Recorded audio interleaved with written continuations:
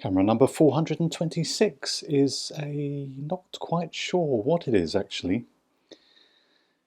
One thing I can be sure of is we have a folding camera here and it takes 120 film, but apart from that I'm not sure. But there are a few clues to point me down a particular road, and so let's just run through that, and as I do so I'll bring out some of the features of this camera. So on the front we have a clue in the form of the ICA. Now, in Germany, this was a group of manufacturers that joined forces around the turn of the 1900s, and they produced a whole variety of different cameras, folding cameras.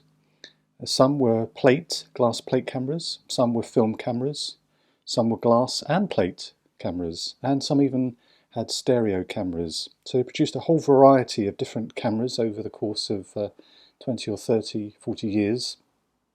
And what makes it more difficult to perhaps pin down exactly what we have in front of us is the variety of shutters and lenses that were used.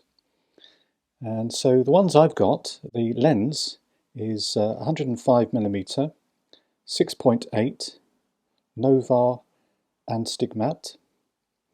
And the shutter here, we perhaps try and, if I can, I'll zoom in, shows shutter speeds of 1/25th, 1/50th, 1/100th and bulb. This is what was ICA's automat shutter, their own made one. And the lens, so put those two identifying marks together and it would seem to hone down the variety of cameras down to the Icaret. I believe that's how you pronounce it. I'm quite happy to be corrected by that, the Icaret. And again, all of those, there was a whole series of Icaret, and A, B, and then there was 1 and 2. And so I think, based on these two identifying marks, and also a third identifying mark is this little thing, here, which effectively tilts the lens. You'll notice the two dots. The idea is that we have the two dots match up together, and then if we want to shift the lens, we can lift it up, or lift it down, sorry, move it down, or move it up more noticeably. So when we're doing perhaps pictures of buildings, we can correct the shift of the view with this particular device. So putting all these three things together seems to lead me to the conclusion that this is perhaps an Icaret 2 maybe. But as I say, I'm quite happy to be corrected. It would be nice to know for definite what exactly this is in front of me.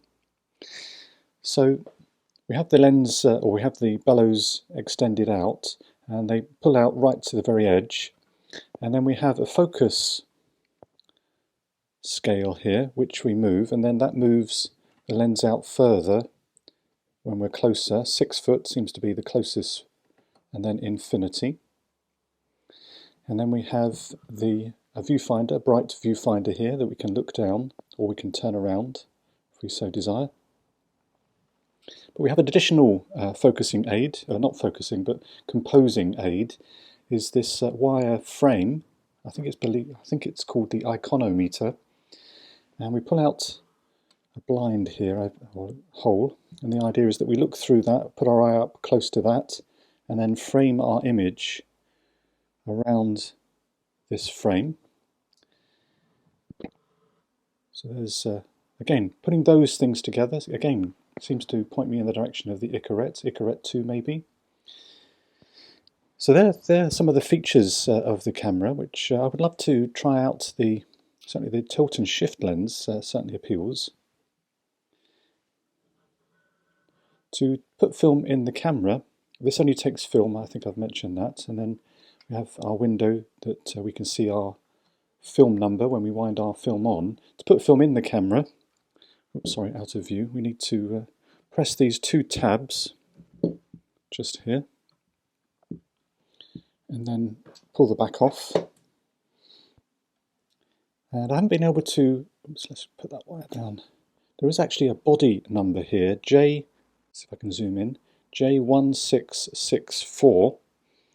Again, perhaps that would help to identify. I couldn't find too much on the internet about that. There was a numbering system. It would seem to point in the direction that this camera body was made just over 100 years ago. So, but of course the lenses and the shutters mechanisms would perhaps be made differently at different times, and so can't always guarantee they're made exactly the same time period. But to put our film in, we put our film canister here and put it over and then wind it on with our wind-on mechanism. And then we can look through the red window, which can close between images so that we can do that. Again, we can see the number there, J1664, just there. So that's how we use the camera, put the film in rather, and then close up the back, wind on the film. Nice to see the inclusion of two tripod mounts, one here for the horizontal orientation, and then if we want vertical orientation we have the tripod mount there. Or we can just have the camera stand if we find ourselves in that situation. So I was very careful to I checked the bellows. Typically the bellows are a cause of concern because obviously they crack. It's made of paper really, or card, but they seem to be okay, so I thought. Unfortunately I had a bit of an accident with the first time when I went out with the camera.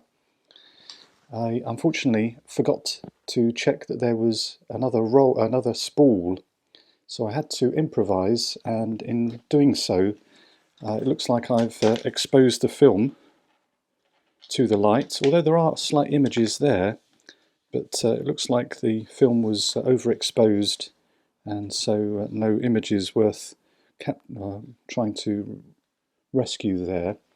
So on going out for a second time,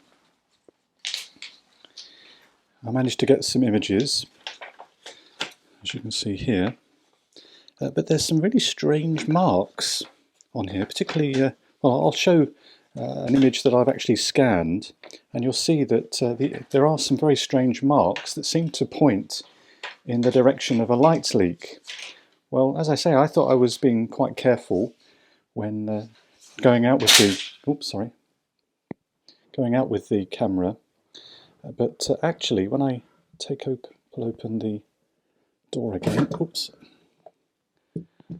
I noticed when I put some, sorry, I'm knocking everything around today.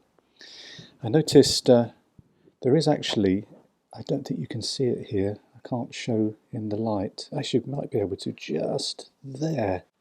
There's a tiny, tiny little hole, and that might be responsible for the light leaks. But also there's another strange mark, if I show the image again, well, that seems to correspond to the wire frame here, which if the light was coming over this way, the shadow presumably of that image was being picked up by this little hole and then transferred rather, onto the film. That seems to be the case. There could be another bigger, but I can't see, to be perfectly honest, another hole at all. But there's just this tiny little one just in there. So unfortunately the images were slightly overexposed, and we had some light leaks. So sadly no images worth keeping there.